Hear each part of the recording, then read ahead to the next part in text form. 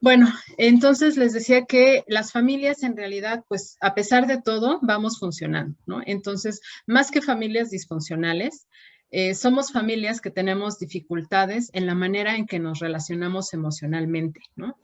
La principal característica de la familia disfuncional es justo que debido o como consecuencia a estas dificultades de relación emocional, los conflictos se producen continuamente. Continuamente estamos en conflicto. Ya sea puede ser un conflicto muy evidente, ¿no? O pueden ser conflictos incluso que a veces poco se pueden detectar, ¿no? Podemos ser una familia que en apariencia todo va funcionando de manera adecuada, sin embargo, por ejemplo, la manera de comunicarnos a veces no es la mejor, o a veces los lazos afectivos pueden ser unos lazos desligados, ¿no? Quiere decir que aunque estamos ahí todos juntos, ¿no? El ejemplo más evidente es cuando todos estamos en casa, estamos ahí juntos. Sin embargo, ¿no? Pues papá está por allá en la computadora, mamá está por allá en el celular, uno de los hijos está en los videojuegos, ¿no? El otro está viendo películas. Y entonces, pues a pesar de que estamos todos, cada quien está en lo suyo, ¿no? O también los lazos pueden ser aglutinados, quiere decir que estamos todos así como muégano, ¿no? La familia que llamamos muégano, y en este tipo de familias, lo que vamos a ver continuamente es una dualidad entre el amor y el odio. O sea, quiere decir que hay veces que a cierto miembro de la familia o a ciertos miembros de la familia los voy a ver con mucho amor, pero en otros momentos de verdad voy a sentir que los odio, ¿no? Así como de, hoy no lo soporto, no lo tolero, pero también lo amo. Y entonces tenemos continuamente esta dualidad, ¿no? Generalmente, cuando estamos en una familia con dificultades emocionales, pues quiere decir que nuestra familia, o sea, donde nosotros crecimos cuando éramos niños, pues también era una familia con dificultades emocionales. Por lo tanto, aprendemos a que este tipo de relación conflictiva y con dificultades emocionales, pues es lo normal, ¿no? Para nosotros es normal. No conocemos otro modelo de familia, ¿no? Entonces, somos resultado también de la crianza de familias con una mamá que ya en este momento viene a ser la abuela, ¿no? Una abuela codependiente generalmente y un papá, generalmente es el papá, aunque no siempre es así, que tiene algún problema de adicción. Y entonces, pues bueno, venimos arrastrando como todos estos patrones, ¿no? Vamos a hablar de las características y lo que les voy a pedir, familias, es que vayan haciendo mientras me escuchan un poquito de autoanálisis o un mucho de autoanálisis y que se vayan tratando de identificar si esto existe en su familia y si existe en ustedes mismos. El afán evidentemente no es de señalar, sino es justo de vencer esta parte que hablábamos al principio, que es la negación, y empezar a ver el problema tal como es desde el fondo, ¿no? Porque siempre cuando estamos en un proceso de rehabilitación donde nuestro familiar está interno en una clínica, pues el foco generalmente está en que deje de consumir, ¿no? ¿Y qué necesito hacer para que deje de consumir? Y lo ingreso en la clínica para que deje de consumir, ¿no? Pero en esta ocasión la invitación es que vayamos un poco más al fondo, un poco más a la raíz del problema, para que podamos justo empezar a solucionar el problema de raíz y no solo en el síntoma que es el consumo de sustancias, ¿no? Entonces, bueno, las características de estas familias con dificultades emocionales son que nos cuesta mucho trabajo ser empático con el otro miembro de la familia, ¿no? Llámese, si soy la mamá, me cuesta trabajo ser empático con mi pareja o me cuesta trabajo ser empática con mis hijos, ¿no? Quiere decir que solo veo mis necesidades, veo lo que me pasa a mí, pero me cuesta mucho trabajo ver al otro, ¿no? A veces por enojo, a veces por cansancio, a veces por angustia, a veces por depresión, por diferentes razones, pero me cuesta mucho trabajo ser empático, ¿no? Y pues derivado de esto, me cuesta trabajo ser comprensivo, ¿no? Entonces, a veces pido comprensión, pido que me entiendan a mí, pero yo no comprendo, ¿no? Esta es una postura, un modo de relación muy característico, por ejemplo, por parte de nuestro familiar adicto. Él nos pide que lo comprendamos, ¿no? Que lo entendamos. Sin embargo, él no es capaz de comprender el daño, el dolor, el enojo, la frustración que nos causa a nosotros como familia, ¿no? E incluso muchas veces hasta se sorprende, o sea, como, ¿por qué están enojados? No entiendo, ¿no? De verdad hay una incapacidad de ser o de generar empatía y una incapacidad de generar comprensión por el otro.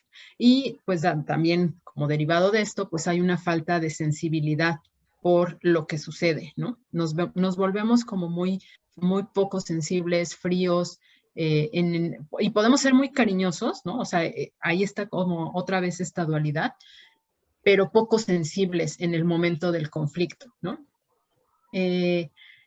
Otra característica que ya mencionamos, pero la voy a repetir varias veces porque es muy importante romper con la negación, ¿no? Que es no reconocer diversos comportamientos negativos propios, ¿no? Entonces, yo como familia puedo ver que mi hijo tiene errores, que mi familiar que consume tiene errores, puedo ver que mi pareja se está equivocando, pero poco puedo ver los errores que yo cometo. No los veo, ¿no? Otra característica, pues, es que no sabemos poner límites. Y cuando digo no sabemos poner, no significa que no los pongamos. Muchas veces hablando con las familias, digo, no, es que yo sí pongo límites. Sin embargo, a veces no los ponemos de la manera adecuada, ¿no? O los ponemos para los otros, pero nosotros mismos toleramos situaciones que no deberíamos de tolerar, ¿no? Aguantamos situaciones que no deberíamos de aguantar y esto lo hacemos mucho como, por ejemplo, como papás, a veces como esposa, ¿no? Aguanto cosas, aguanto situaciones, aguanto insultos, aguanto tensión, aguanto agresividad cuando no lo debería de hacer, ¿no? Y a través de la negación, lo que hago es como disfrazarlo un poco de, bueno, pues es que yo lo amo y entonces pues porque lo amo estoy con él y entonces lo perdono y no pasa nada y no se habla y entonces todos estos límites se vuelven poco precisos, ¿no? Son límites que a veces son muy desdibujados, a veces son límites muy inflexibles, a veces los límites se desdibujan, se borran por completo, ¿no?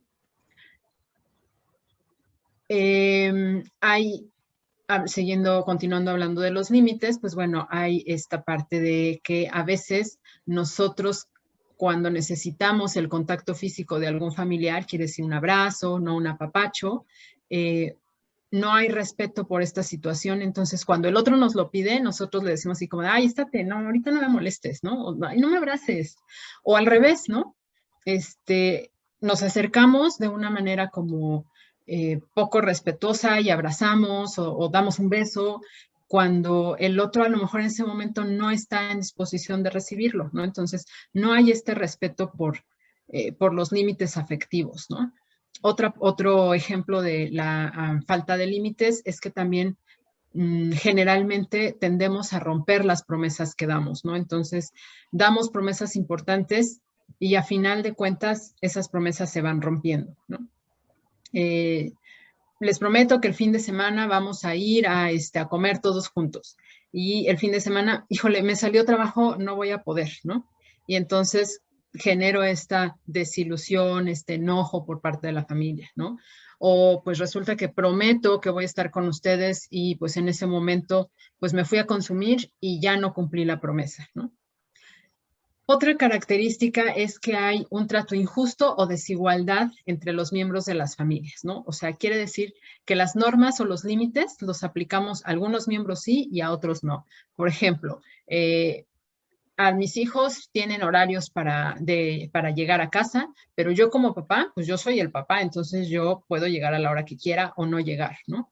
Y entonces esto se vuelve injusto para la familia, ¿no? O para un hermano se permiten ciertas cosas, pero para otro hermano no se permiten, ¿no? Para un hermano soy tolerante con ciertas conductas inadecuadas, pero para el otro hermano soy cero tolerante, ¿no? O para mi hija hay ciertas normas, pero para mi hijo hay otras normas, ¿no? Entonces, esto se vuelve en una sensación de injusticia constante, ¿no? A veces también hay altos niveles de estrés debido a celos, debido a manipulación, ¿no? Entonces tenemos o tendemos a tener comportamientos controladores. Otra de las características es que cuando existen padres divorciados, por ejemplo, pues este conflicto que existió durante el matrimonio permanece presente aún después de separados, ¿no? Y generalmente lo que se hace, pues es que los hijos se quedan como en medio de este conflicto, ¿no? Y entonces dile a tu papá, dile a tu mamá, o hablamos mal del papá, hablamos mal de la mamá, y los hijos se siguen quedando en medio, ¿no? O quedarse en una situación de conflicto continua de pareja, cuando ya no es posible salvar la relación de pareja, pero lo hacemos o con la justificación de, es que yo me quedo por mis hijos, ¿no? Y aunque me vean pelear y gritar todos los días, no importa, yo me quedo porque no quiero que la familia se deshaga por mis hijos, ¿no? Otra característica es que nos cuesta mucho trabajo compartir tiempo, principalmente tiempo en actividades recreativas, ¿no? Esta dificultad para hacer actividades sanas en familia. Porque a veces cuando tendemos a estar juntos, no estamos juntos un rato y estamos bien, estamos en armonía, pero algo sucede y esa convivencia armónica termina en conflicto, ¿no? Hay una regla en las familias con dificultades emocionales que es no hablar, no sentir y no confiar, ¿no? Entonces, tiene que ver con el no hablar de lo que pasa en casa, ¿no? De lo que está sucediendo. De todos los conflictos no se puede hablar con otras personas. Y no le vayas a decir a tu abuela que ayer me peleé con tu papá, ¿no? O no vayas a decirle a tu tía lo que está pasando aquí, ¿no? Es lo que pasa aquí en la casa, se queda aquí en la casa, ¿no? Entonces, no hablo, no siento, también de alguna manera implícita, tiendo a no sentir lo que está pasando, porque si lo siento, pues para mí es doloroso, para mí es angustiante, entonces tiendo a evitarlo. Y no confío en que haya otras personas que me puedan ayudar, ¿no?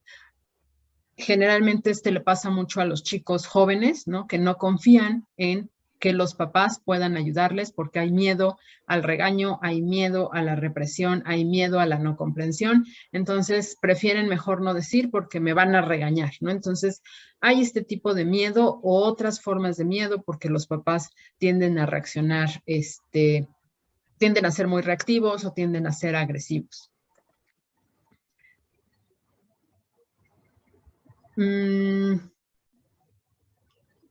Muchas veces también en esta familia no hay esta parte como de orgullo familiar, ¿no? Hay veces que es como de, no quiero que me vean con mi familia, porque mi familia es complicada, ¿no? Entonces prefiero como mantener oculta mi familia porque de verdad somos complicados, ¿no? Entonces prefiero evitar reuniones familiares, prefiero evitar que mis amigos conozcan a mi familia, porque si recibo, por ejemplo, a un amigo en casa, para que lo conozca mi familia, pues mis papás están peleando todo el tiempo. Entonces, prefiero que no nos vean juntos en público, ¿no? A veces también como característica tenemos papás que son muy grandes de edad y entonces les cuesta trabajo como hacerle frente a los nuevos requerimientos de los chicos más jóvenes, ¿no? Hay como un desfase cultural y cuesta trabajo romper como esta barrera en cuanto temporal, ¿no? En cuanto a generaciones o esta barrera generacional. A veces también otra característica es que las familias no tienen contacto con sus familias extendidas porque hay conflicto, ¿no? Quiere decir que yo, mamá, me peleé con mis hermanas, me peleé con mi papá, mi esposo también está peleado con su familia, o yo estoy peleado con mi familia y solo tenemos contacto con la familia del papá, ¿no? O sea, hay como este distanciamiento de la familia extendida debido a los conflictos que siguen generándose. No hay realmente una libertad para hablar de lo que pienso, de lo que siento, porque hay miedo a la crítica, miedo a la burla, miedo al rechazo, ¿no? Y la comunicación se vuelve una comunicación más bien superficial, en donde nos comunicamos pues lo indispensable, lo cotidiano, no lo que es necesario, pero en realidad estas familias se conocen poco en realmente qué siento, realmente qué pienso, ¿no? Realmente cómo soy, porque esto tenemos miedo como a que sea juzgado o sea criticado. Lo evito hablar de las cosas, ¿no? Evito decir lo que siento, ¿no? Por temor al rechazo, a la desaprobación, a la crítica, a la burla. Prefiero quedármelo guardado. Otra característica es, bueno, que las cosas se obtienen bajo control o por control, ya sea por imposición, ya sea por manipulación, pero yo trato de lograr, por ejemplo, la disciplina o trato de lograr mantener a la familia unida o trato de lograr como objetivos que a veces pueden ser muy sanos, pero los trato de lograr a través de control, de manipulación, de imposición.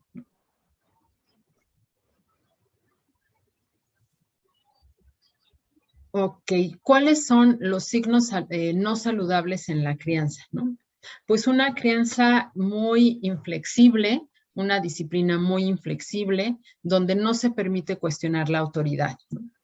Es esta frase, ¿no? Como muy conocida, que es, pues, yo soy el papá y aquí las cosas se hacen como yo digo y no se pueden cuestionar, ¿no? Entonces, pues se pierde la posibilidad de que exista pues esta comunicación, este acercamiento, de expresar lo que yo pienso, de expresar lo que yo quiero, porque pues nos volvemos muy inflexibles, ¿no? Otra signo de una crianza no saludable es cuando nosotros creemos, porque así fuimos educados a la vez, ¿no? Que el ser bien portado es igual a cariño, ¿no? Entonces, si yo me porto bien, voy a recibir el cariño de mi familia, pero si yo me porto mal, entonces voy a perder el cariño de mi familia. Esto se vuelve en un amor condicionado. Si tú haces lo que yo te pido, te amo, pero si no haces lo que yo te pido, parecería que entonces ya no te amo o pierdes mi amor, ¿no? Y digo parecería porque en el fondo esto no sucede así, ¿no? O sea, el amor siempre está presente, sí está presente, sin embargo, esa es como la sensación, a nivel sensación física, a nivel emocional, esto es lo que se percibe, ¿no? Que a mí me condicionan el amor. También cuando en las familias tendemos muchas veces a hacer bromas, ¿no? Y entonces, según somos una familia muy chistosa, nos reímos, ¿no? Es como muy, una relación como muy simpática parecería ser, ¿no? Pero lo que hacemos en el fondo es una continua burla de las características, de los sentimientos, de las maneras de ser de los miembros de la familia, ¿no? Un ejemplo clásico es como de, ay, mi hermano ya tiene novia, uy, tiene novia, ya está enamorado, ¿no? Y eso genera así como pena de algo que puede ser normal, ¿no? Entonces, o mira nada más qué pelos traes, pareces no sé qué, ¿no? Y entonces, ja, ja, ja, sí, parece no sé qué. Y todos estamos al parecer muy divertidos con la broma, pero esto va dejando como secuelas, ¿no? Y pues No evidentemente... se escucha. ¿No se escucha? ¿No me escuchan? Sí, te escuchamos bien. Yo sí. Sí, Ah, sí se ok. escucha bien. Sí, la escuchamos. Ah, ok, es que por ahí me dijeron que no se escuchaba. Sí, se escucha, gracias. Ok. Bueno, esto tiene como consecuencia que pues hay una falta de respeto, ¿no? Otro signo no saludable de la crianza pues es la imposibilidad de expresar en nuestras emociones. Y como consecuencia a esta imposibilidad de expresar emociones, conforme va Hola, pasando no la el tiempo, escucho. conforme va pasando el tiempo, Por ahí hay alguna persona que me está diciendo que no me escucha, pero sí me escuchan, ¿verdad? Sí, yo creo que si quieres, yo creo que tienes que abrir o aumentar tu, ¿Mi volumen? no, el tuyo no, sino el de Ira, ¿no? El de Marisela, No se escucha. no, no nos está escuchando. Yo No, pero bueno. ahorita le mando mensaje. Ok, continúa entonces. Estábamos en la imposibilidad de expresar las emociones, ¿no? Entonces, conforme va pasando el tiempo, la consecuencia de esto es que vamos como perdiendo la brújula emocional, ¿no? Entonces, pasa el tiempo y de repente un día estoy deprimido o estoy deprimida, pero en realidad no sé por qué, no sé qué pasó, o siento mucha ansiedad, pero no sé qué pasó, o siento ahí un malestar, ¿no? Me siento con un malestar continuo, pero en realidad, pues no entiendo por qué, ¿no? Y pues bueno, esta es una consecuencia de que mucho tiempo atrás me mantuve reprimiendo lo que sentía, evadiéndolo, evitándolo, pensando que sentir pues no es lo más adecuado o es signo de debilidad o que no me van a entender o que no tiene caso enojarme, para qué me enojo, no vale la pena. Y este continuo ir reprimiendo las emociones, además de tener esta imposibilidad de expresarnos, pues Pero yo bueno, no las escucho. como consecuencia, pues el que perdemos esta brújula emocional, ¿no? Después ya no sabemos exactamente qué es lo que nos pasa, qué es lo que sentimos. Aquí en la clínica pasa mucho, ¿no? Que los chicos, cuando estamos en terapia grupal o en terapia individual, les preguntamos prácticamente todo el tiempo, ¿no? Como, pues, ¿cómo te sientes, no? Y la respuesta general es, bien, tranquilo. Y nosotros sabemos a veces que están pasando por una situación complicada por su proceso de rehabilitación, pero lo que ellos reportan es bien, tranquilo, y de verdad hay una imposibilidad de detectar qué es lo que están sintiendo. Pero no solo les pasa a los chicos, sino también nos pasa a nosotros como familiares. Y solo sentimos cuando estas emociones son demasiado exacerbadas, ¿no? Entonces, cuando ya estoy sumamente enojado, entonces sí ya me doy cuenta que estoy enojado.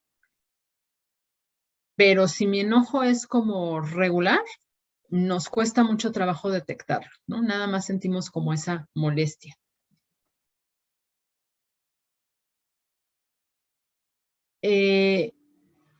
También como otra característica es que no sabemos relacionarnos o acercarnos a otras personas. Nos cuesta trabajo.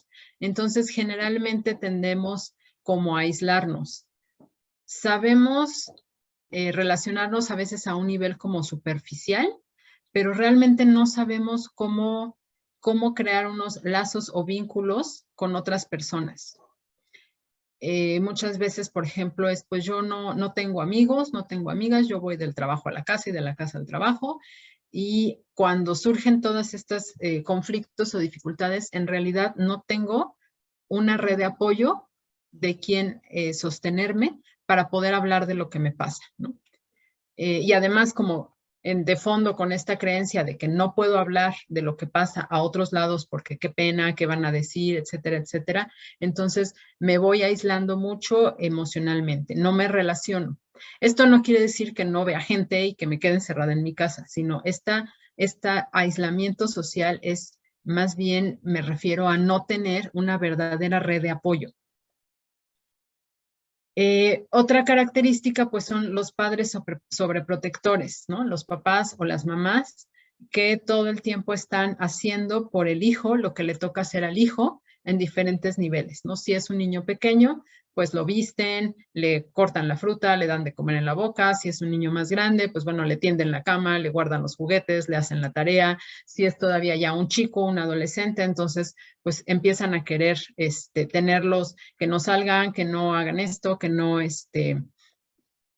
tengan independencia, ¿no? Que estén aquí, porque tenemos miedo en el fondo de que algo les pase o tenemos miedo en el fondo de que no sepan hacerlo.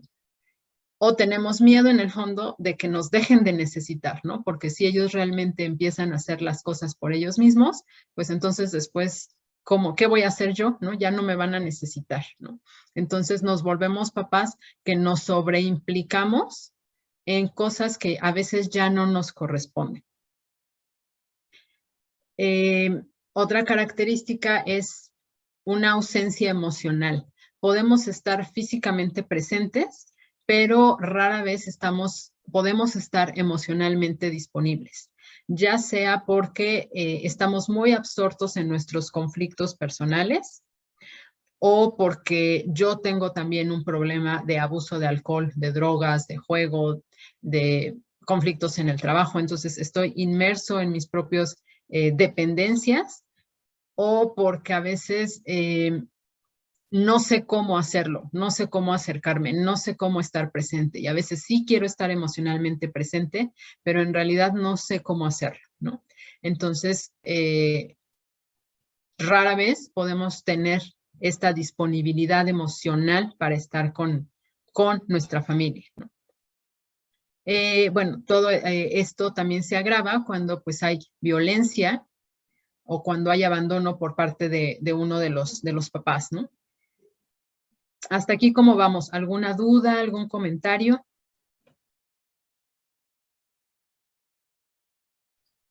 Todo muy bien de mi parte.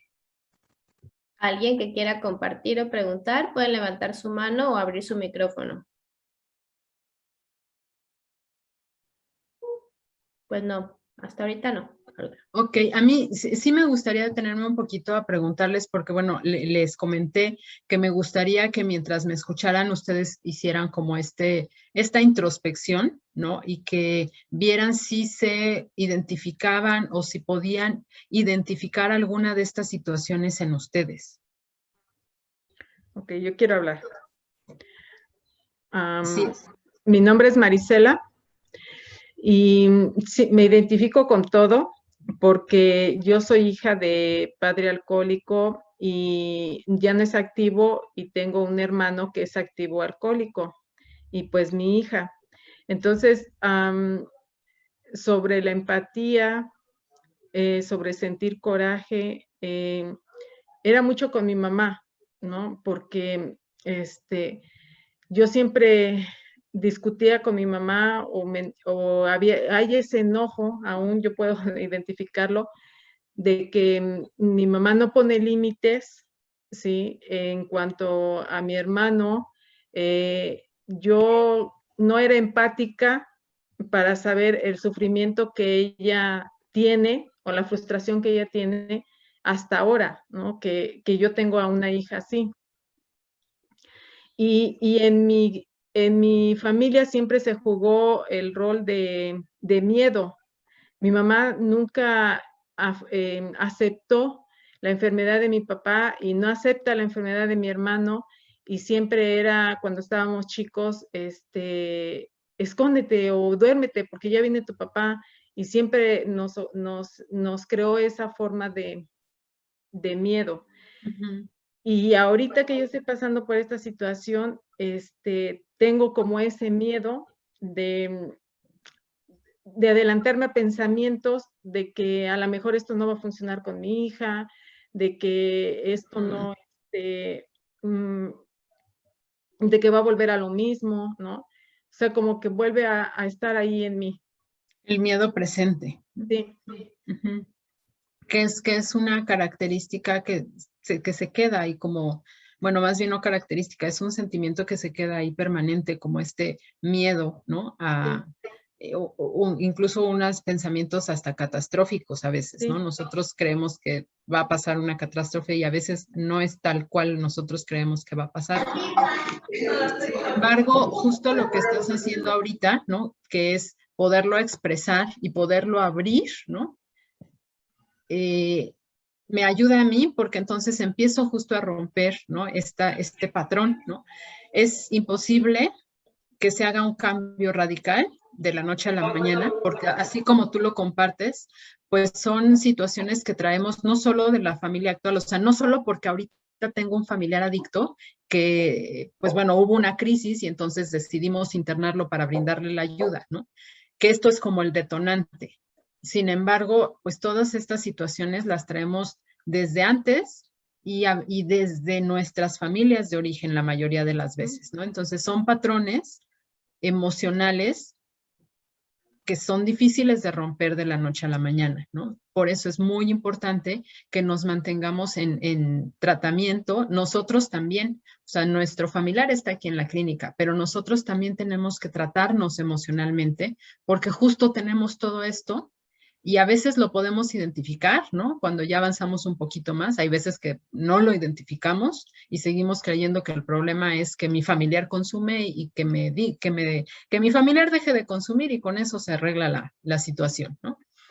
Sí, A y veces ya pasa algo muy curioso porque, o sea, son 50 años de vivir con, o sea, con mis familiares que son alcohólicos y ahora que yo estoy tomando estas acciones, mis familiares no son empáticos conmigo y piensan que, o sea, que yo soy como mala de haber tomado la decisión, por ejemplo, de meter a mi hija a la clínica, de ponerle, o sea, ciertos límites, ¿no? En cuanto a sus salidas, la bebida. Entonces, sí es un poco complicado sentirse así como el pato feo de la familia. Sí, y desde ahí también hay este miedo al cambio, ¿no? Uh-huh. Porque justo voy a romper con esta cadena de dificultad en el manejo emocional, ¿no? Sí. Y evidentemente cuando yo rompo algo, pues se genera una ola de consecuencias alrededor, ¿no? A veces esas consecuencias no son bien recibidas, es como cuando pongo un límite, ¿no? A nadie nos gusta que si de repente tenía una mamá súper permisiva, pues ahora resulta que mi mamá ya está poniendo límites, ¿cómo? ¿No? No me gusta, me rebelo, ¿no? O por ejemplo, si antes nunca hablaba de lo que sentía, de lo que pensaba y lo dejaba pasar, ¿no? Pues ahora que ya lo empiezo a hablar o ya puedo decir, oye, esto no me parece, o yo siento esto, o yo, a mí me enoja aquello, o me da miedo, ¿no? En el momento en que lo pienso a decir, también puede ser incómodo para los demás miembros de la familia, ¿no? Porque es como, ay, ¿por qué habla de eso, no? O sea, si estamos bien, ¿no? Estamos bien, ¿para qué tiene que remover esas cosas, no? Pasa mucho como entre los, no sé si a alguien le ha pasado, ¿no? Cuando ya somos adultos, pero vivimos en un hogar con papás alcohólicos, que de repente te acercas al hermano o a la hermana y, oye, ¿te acuerdas cuando mi papá hacía esto y mi mamá no sé qué y tú y yo nos escondíamos? No, ay, ¿para qué hablas de eso? Ya pasó, ¿no? Entonces, también ahí hay esta negación, este bloqueo de estas emociones que están ahí, que siguen ahí, ¿no? Porque es incómodo, ¿no? Entonces, sí es muy importante que podamos como, pues, tener esta disposición, también nosotros como familia, de abordar de manera profunda todos estos temas, porque a veces cuando está un chico, un papá, un familiar aquí en la clínica en rehabilitación, lo que nos interesa es que deje de consumir, ¿no? Y nos centramos, vuelvo a repetir, nos centramos solo en eso, pero justo si no empezamos a ver esto, a romper la negación, a romper con este miedo que tenemos a abordar estos temas emocionales, a hablar de lo que nos sucede, o sea, si seguimos teniendo miedo a romper estos patrones, lo que sucede como consecuencia es que después mi familiar vuelve a recaer, ¿no? Y entonces decimos, es que no entiendo por qué pasa esto. Y lo que sucede, pues, es que no se están cambiando de fondo, pues, todas estas situaciones, ¿no? Ni del familiar que está consumiendo, ni de nosotros como familia. Si bien es cierto que la rehabilitación depende de cada uno, también es real que si nosotros como familia nos comprometemos en la rehabilitación, y cuando hablo de esto, pues nosotros como familia, ustedes me pueden decir, pero pues si yo no consumo, Olga, ¿por qué me dices que yo tengo que comprometerme en la rehabilitación? Yo no soy el que consumo, yo no tengo el problema.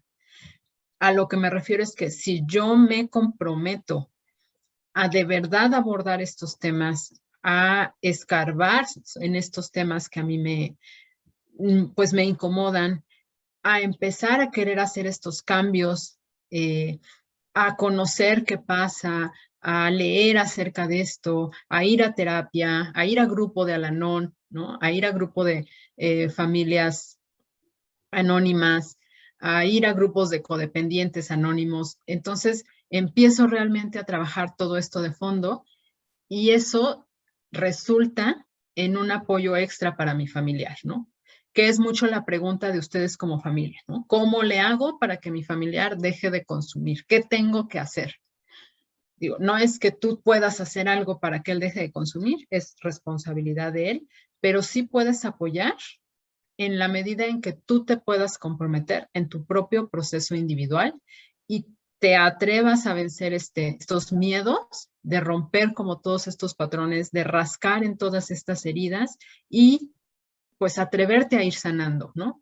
Evidentemente no es fácil, evidentemente esto a veces es muy doloroso, evidentemente al principio hay como un hervidero de emociones, de situaciones, ¿no? Como si todo se desacomodara, pero pues bueno, con el paso del proceso, las cosas se van acomodando y podemos estar de manera diferente ante pues la vida, ¿no? Y podemos estar un poco más sanos emocionalmente, podemos empezar a cambiar estos patrones de relación emocional que tenemos, ¿no? Muchas gracias por compartir y por tener el valor de compartir, porque yo sé que no es nada fácil, ¿no? Gracias. Bueno, entonces continúo con las características, ¿no? Muchas veces nos volvemos, llega un momento de cansancio emocional y entonces nos volvemos apáticos, ¿no? Es como de, ya no me importa lo que pase. En realidad no es que no me importe, en realidad lo que pasa es que ya me siento agotado emocionalmente, ¿no? Y es más fácil decir, no me importa, como decía, pues meterme un poquito en qué está pasando y empezar a trabajar en ello, ¿no? Otra situación que puede resultar de una crianza poco saludable, pues es también menospreciar, ¿no? Lo que está pasando o menospreciar lo que los miembros de la familia hacen, ¿no? Nunca haces nada o siempre es lo mismo contigo, nunca haces nada bien. Ay, ya sabía, contigo no se puede contar, ¿no? O sea, como todas estas frases que a veces decimos que el mensaje que tienen estas frases es, no estás haciendo lo suficiente. Lo que haces no es suficiente. Tendemos a ver como todo lo que no hay y a menospreciar lo que sí hay, ¿no? Dentro de las familias con dificultades emocionales también tendemos a generar muchos sentimientos de vergüenza, ¿no? Esto se ve como muy claro cuando nosotros vamos a llevar a nuestro familiar a la clínica, pero no le queremos decir a nadie, ¿no? Incluso hasta decimos, no, es que le decimos al tío, es que se fue a trabajar a Timbuktu, se va a quedar allá 3 meses, ¿no? Está trabajando. Y en realidad esto lo hacemos porque nos da vergüenza decir, pues es que tiene un problema y va a tener un tratamiento para resolver su problema. Nos genera mucha vergüenza, tanto a nosotros como familia, como a los familiares que están aquí internos, el poder abrir y hablar de que hay un problema de adicción. Porque dentro de esta disfunción de sentimientos, ¿no? Pues parecería que el tener un problema de adicción y además culturalmente hablando, pues es algo muy malo, ¿no? Es algo incluso poco moral, poco ético, poco religioso, ¿no? O sea, se meten ahí como muchos factores, cuando en realidad pues es así literal como si dijéramos, pues tengo un familiar con cáncer, ¿no? Cuando nosotros decimos tengo un familiar con cáncer no nos da vergüenza. Cuando decimos tengo diabetes, soy diabética, no me da vergüenza. Pero si yo digo soy alcohólica drogadicta, ya simple hecho de escucharlo es muy fuerte y da vergüenza. O decir tengo una hija o tengo un hijo alcohólico drogadicto, ya parecería que ahí hay un sentimiento de vergüenza en donde implícito va una parte ahí muy, muy negativa, que es, si yo tengo un hijo adicto, quiere decir que yo algo hice mal como mamá o yo hice algo mal como papá. Y entonces se genera este sentimiento también de no solo de vergüenza, sino también de culpa, ¿no? Cuando vivimos en una familia con dificultades emocionales, en donde va pasando todo esto que hemos platicado, pues se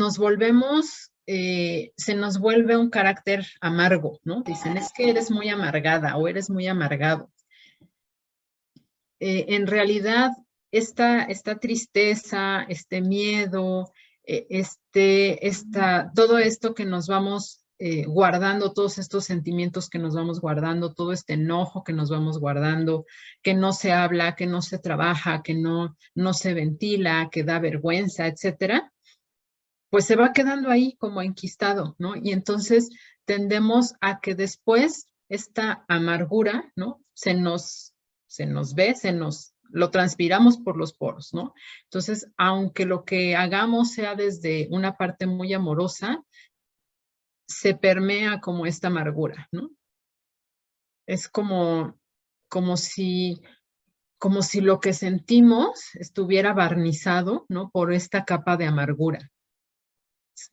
O lo que hacemos estuviera barnizado por esta capa de amargura. Y entonces nuestras familias lo perciben como algo personal, como, pues entonces me está diciendo que me quiere, pero con esa cara que me lo dice, pues como que creo que no se lo creo, ¿no? O me está diciendo que le importo, pero pues es que yo no veo que haga nada en realmente que me demuestre que le importo, ¿no? Más bien yo lo veo como apático, como si no le importara, ¿no?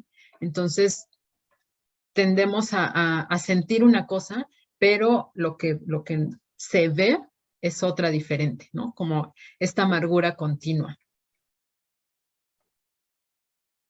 Nos volvemos muy incongruentes, ¿no? Como consecuencia también de todo esto, nos volvemos muy incongruentes.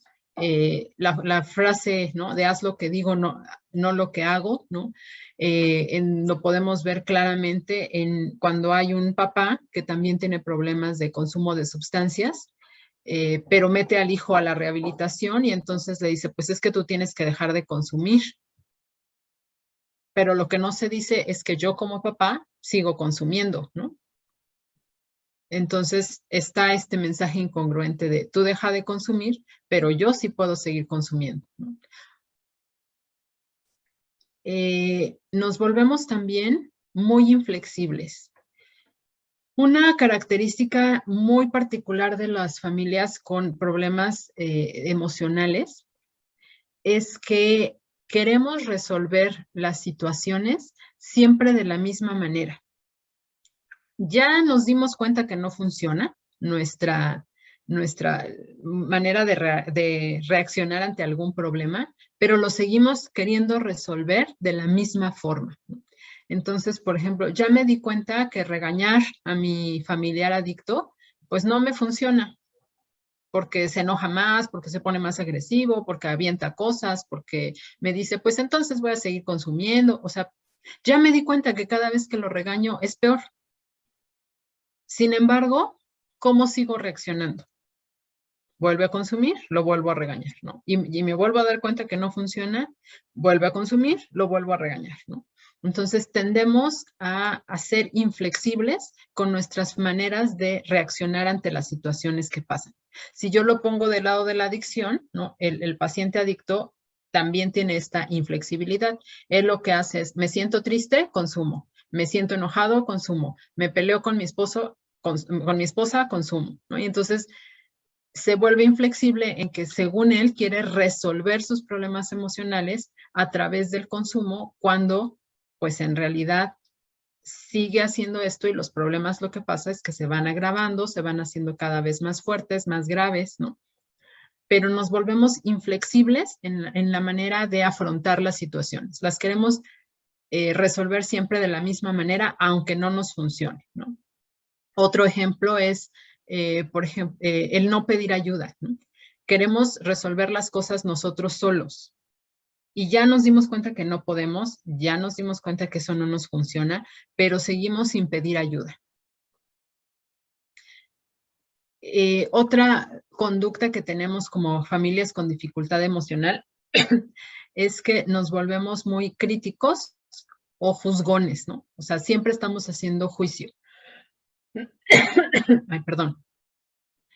Señalamos las conductas de los demás como si fuera la persona, ¿no? O sea, como eres un mentiroso, eres manipulador, eres malo, eres gritón, eres neurótico. Y entonces, en lugar de decir, bueno, a ver, si está siendo neurótico, a lo mejor me acerco y digo, ¿qué pasa? ¿Por qué estará pasando? Oye, ¿cómo estás? ¿Cómo te sientes? ¿Hay algún problema? ¿Algo pasa? Oye, me dijiste una mentira la otra vez. ¿Por qué mentiste? ¿Qué hay atrás de tu mentira? ¿Cuál era tu objetivo al mentirme? Entonces, enjuiciamos, pero no buscamos como lo que hay de fondo, ¿no? En la conducta.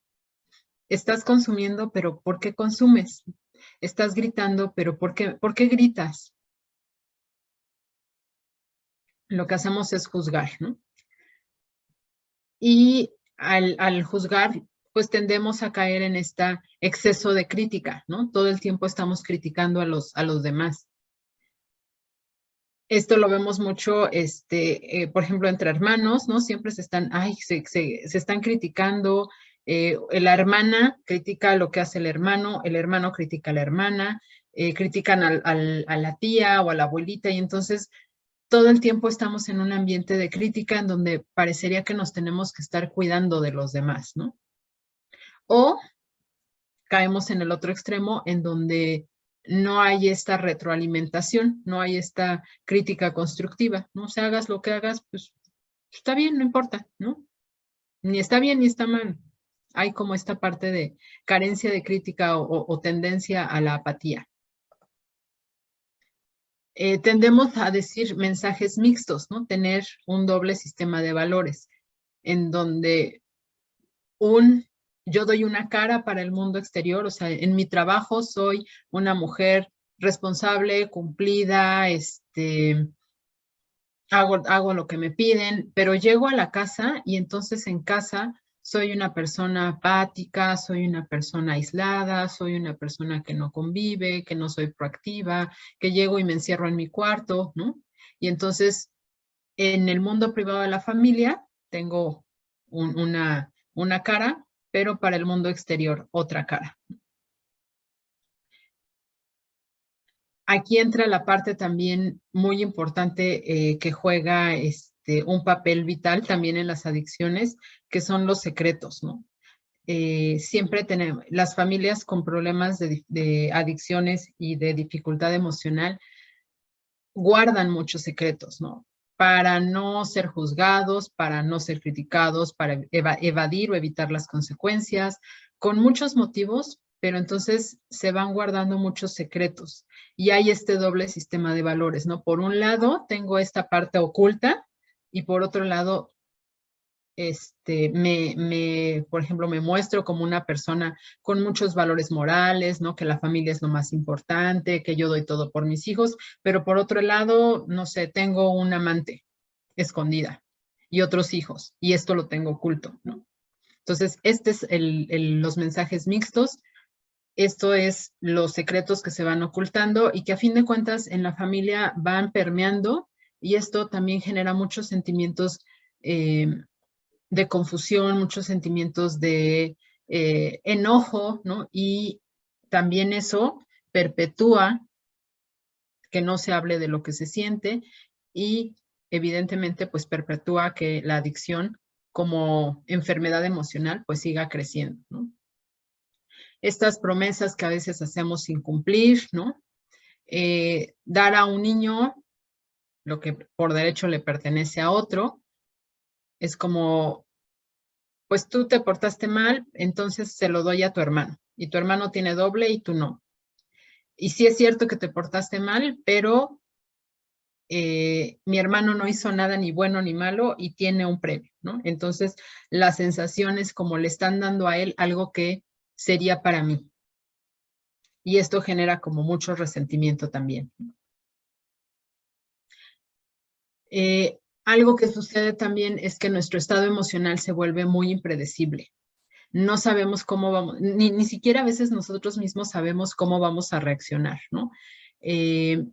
Hay veces que por la misma situación me enojo y hay veces que por esa misma situación me mantengo como indiferente, ¿no? Entonces, nunca sé cómo voy a reaccionar emocionalmente, cómo va a reaccionar emocionalmente mi familia. Hay esta inestabilidad o esta impredecibilidad en la familia, ¿no? Culpar a los hijos por a veces problemas conyugales, ¿no? De la pareja, culpar a los hijos de alguna situación, o sea, como a veces hay el caso que sucede, es que por tu culpa me tuve que casar, ¿no? O por tu culpa yo tuve que dejar de estudiar. Y a veces no nada más lo sentimos, ¿no? Porque en ocasiones es como un sentimiento que hay, pero a veces también lo expresamos directamente al hijo, ¿no? O a la pareja, ¿no? Por tu culpa. Echamos culpas a los demás. También algo que afecta, pues es cuando alguno de los hermanos, que generalmente son los hermanos mayores o el hermano mayor, se le dan demasiadas responsabilidades que no está listo para cumplir, ¿no? Es por ejemplo, cuando tenemos un hijo de 8 años y uno de 6 años y le encargamos al hijo de 8 años que cuide al de 6, ¿no? Evidentemente, pues él no está preparado, no está listo para cuidar a un niño de 6 años, ¿no? Él es un niño que necesita ser cuidado.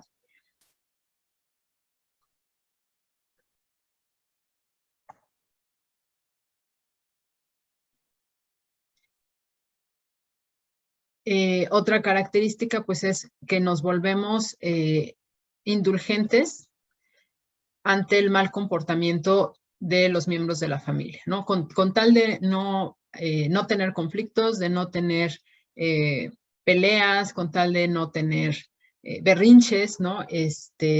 Preferimos pasar las conductas que no deberíamos de pasar por alto y las preferimos pasar justo para que no haya conflicto, ¿no? Cuando sabemos que en el fondo, pues esto va a generar más conflicto o que incluso tenemos conflictos por otras situaciones, ¿no? Papás que utilizan la violencia, hijos que utilizan la violencia hacia sus padres, ¿no? Una exigencia de perfeccionismo ante los miembros de la familia, ¿no? O sea, queremos que todo sea perfecto, que no haya errores, que nunca se falle. No concebimos el error porque el error para nosotros se vuelve algo amenazante. Y se vuelve amenazante porque hay este mensaje de yo te amo si haces las cosas bien. Si haces las cosas mal, si te equivocas, entonces parecería que no te amo, ¿no? Entonces nos volvemos muy perfeccionistas y con mucho miedo además a fallar. Mucho miedo a cometer un error porque esto significaría que pierdo el afecto. Muchas veces también los miembros de la familia son amenazados de hablar de lo que ocurre en casa, ¿no? El esposo que le dice a la esposa, y ni se te ocurra decir que te pegué, ¿no? O ni se te ocurra decir que tenemos problemas conyugales. O a los hijos, ¿no? No le vayas a decir a tu abuelita que te pegué. No le vayas a decir a tu abuelita lo que pasó anoche con tu papá. Entonces vamos, a veces esto lo hacemos de forma, además, muy amenazante, ¿no? No es una petición, sino se vuelve una amenaza. Y hay de ti si le dices, ¿no? Y hay incluso casos de situaciones de violencia más graves que se ocultan bajo la amenaza, ¿no?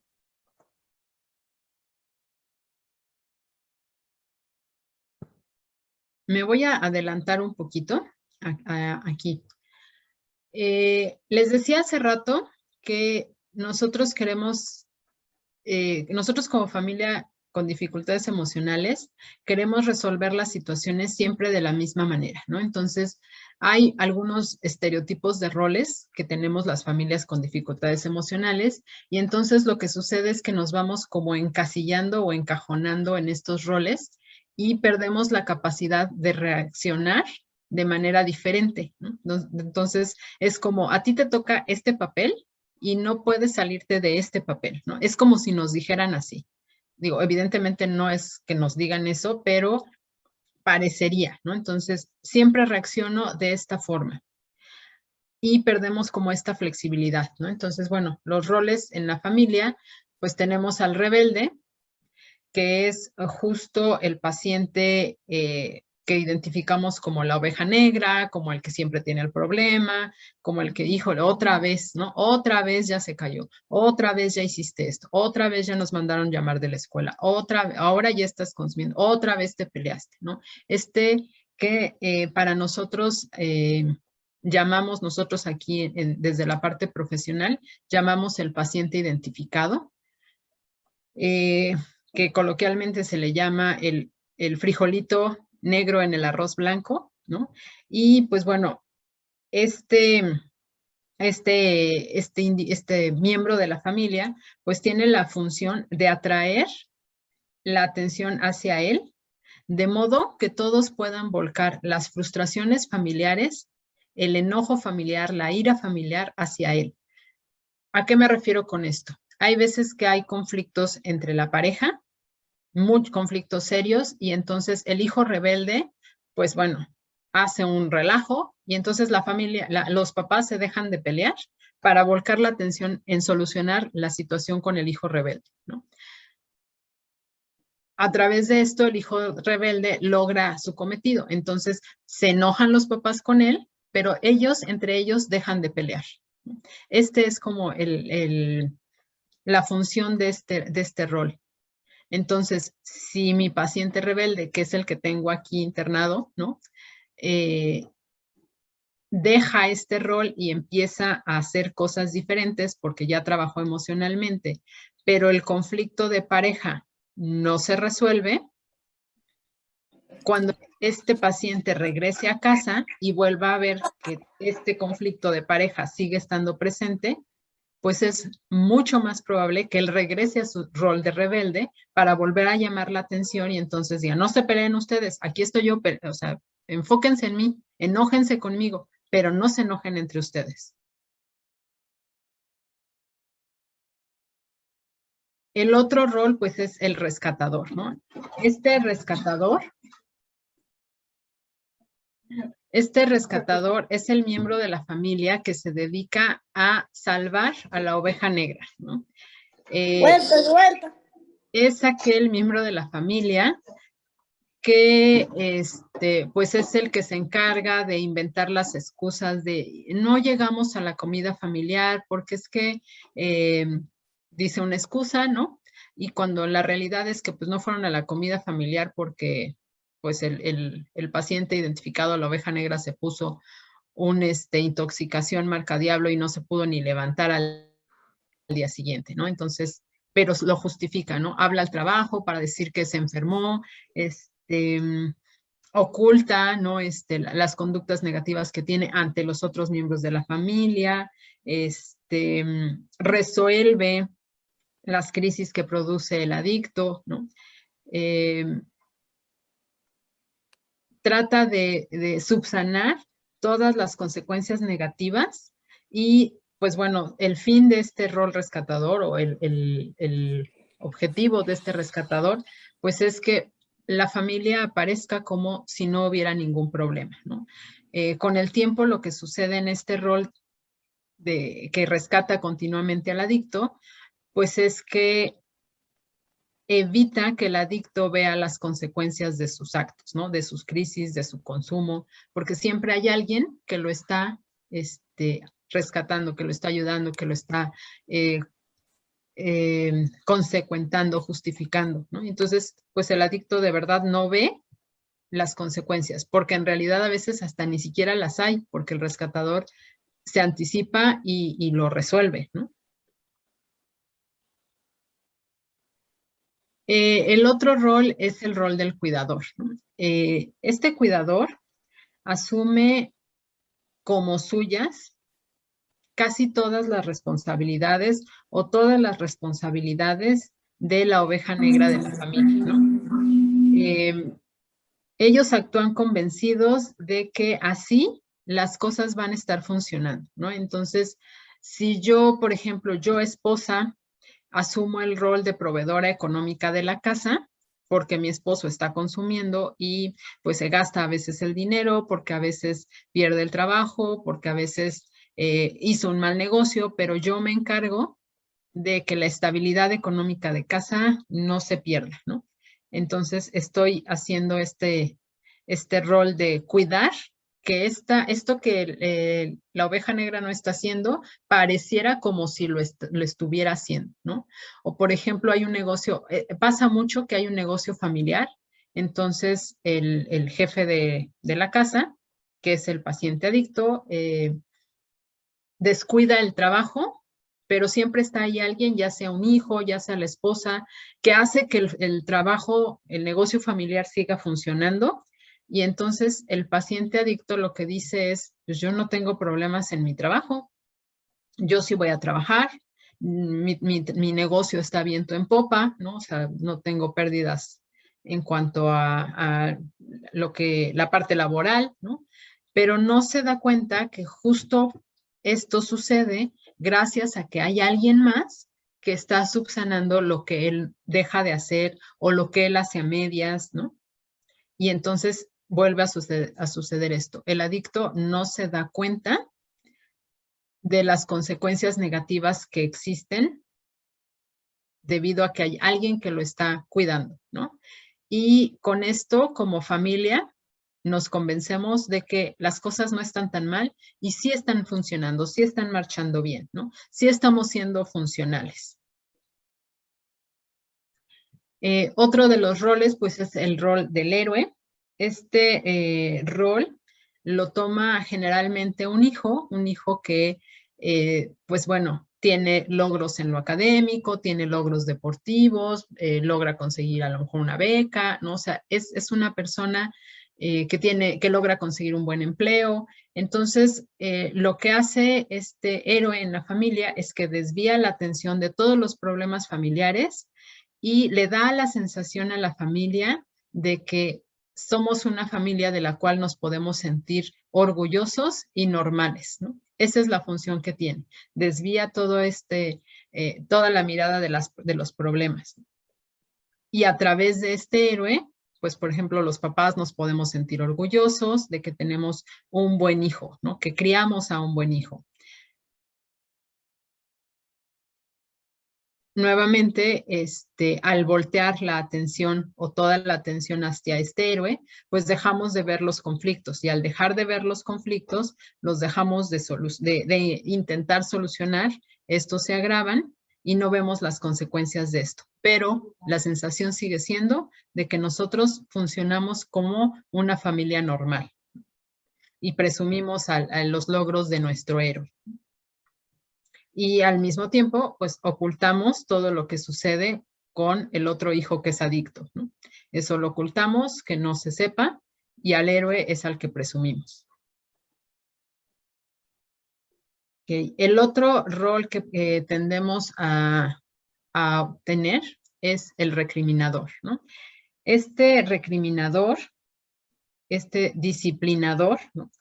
Es la persona de la familia que se encarga de disciplinar, de regañar, de culpar a la oveja negra, quiere decir a nuestro paciente adicto, como causante de todos los problemas de la familia, ¿no? Entonces, el discurso que se tiene es, si no fuera porque tú consumes, todo en la familia estaría bien. Cuando esto no es tan real, ¿no? Si el paciente adicto deja de consumir, muchas veces lo que sucede es que ahora sí empezamos a ver los problemas que hay en la familia, ¿no? Ya no hay este distractor que es el consumo y entonces ahora sí podemos ver lo que hay de fondo, ¿no? Este rol es como muy importante muy importante me refiero a la parte en donde nosotros como familia podemos tender a sabotear el proceso de rehabilitación. Porque si seguimos pensando que solo el culpable es nuestro paciente adicto, estamos dejando de ver todo lo demás, que es lo que hemos estado hablando durante todo el taller, ¿no? Y entonces le echamos toda la culpa a él sin hacernos responsables nosotros de todo lo demás que está pasando, ¿no? Y de lo que hemos estado hablando.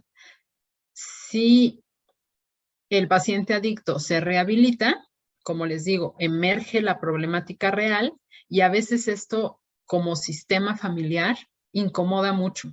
Entonces, justo ahí es donde inconscientemente podemos llegar a hacer cosas que sabotean la rehabilitación del paciente, ¿no? Me ha tocado ver, por ejemplo, familias que incluso el paciente todavía no sale de aquí de la clínica, pero ya está haciendo cambios y hasta ellos piden el apoyo a la familia, decirle, ¿sabes qué? Que necesito quedarme más tiempo, necesito trabajar más. Y la familia, en lugar de apoyar esta situación, de que, oye, ya quiere trabajar, está en disposición, lo que hacen es buscar justificaciones para sacarlo. No, ya te necesitamos acá afuera. Es que tienes que salir a cuidar a tus hijos o es que tienes que salir a trabajar. Es que no te puedes quedar más tiempo porque, pues, ¿y acá cómo le hacemos? Nos dejas aquí con toda la bronca, ¿no? Entonces, saboteamos el proceso de rehabilitación. El paciente ya empezó a hacer cambios y nosotros como familia lo saboteamos. Esto pasa aquí en la clínica, pero allá afuera también sucede, ¿no? Hay cosas que nosotros como familia, de manera inconsciente, cuando vemos que realmente va a empezar a surgir como ya la problemática familiar, tendemos a sabotear. Entonces, tenemos que tener como mucho cuidado con esto para no caer en sabotear el proceso, porque a fin de cuentas no es el proceso de mi paciente adicto, ¿no? Es el proceso familiar, ¿no? Es el proceso de la rehabilitación familiar. El otro rol es el hijo desentendido. Frecuentemente este rol pues es tomado por el hijo más pequeño o uno de los hijos más pequeños, en donde pues parecería que este hijo, si desapareciera de la familia, en ese momento no lo notaríamos, porque se mantiene al margen de todos los problemas, se mantiene al margen de todas las discusiones. Él parecería que no tiene ninguna injerencia en lo que está en todo el conflicto emocional familiar.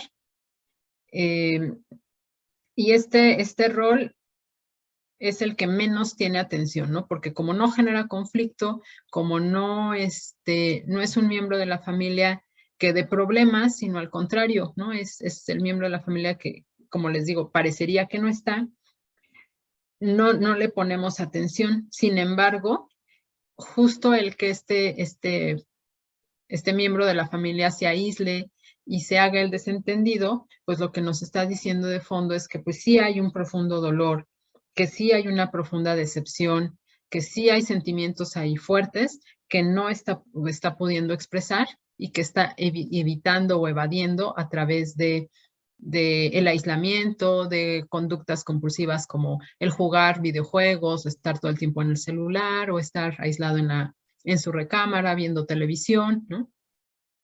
A veces lo que sucede con este rol es que a través del tiempo se puede volver o cambia el rol de la oveja negra de la familia, ¿no? Porque como se va cargando emocionalmente, llega un momento en donde pues emocionalmente ya no puede más y entonces se acerca por alguna situación de vida al consumo de sustancias y se empieza a desarrollar ahí también una adicción.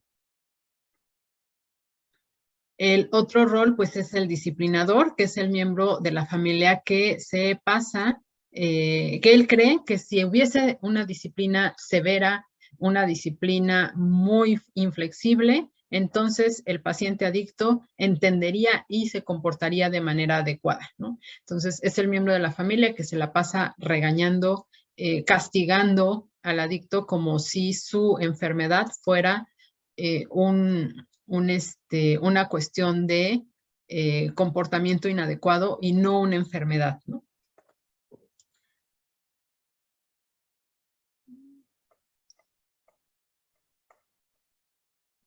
Ok. ¿Qué necesitamos hacer con todo esto en donde ya nos hemos ido identificando y donde a lo mejor algunos de ustedes dicen, sí, me identifico en la mayoría de las cosas, o sí, yo tengo este rol en mi familia, ¿no?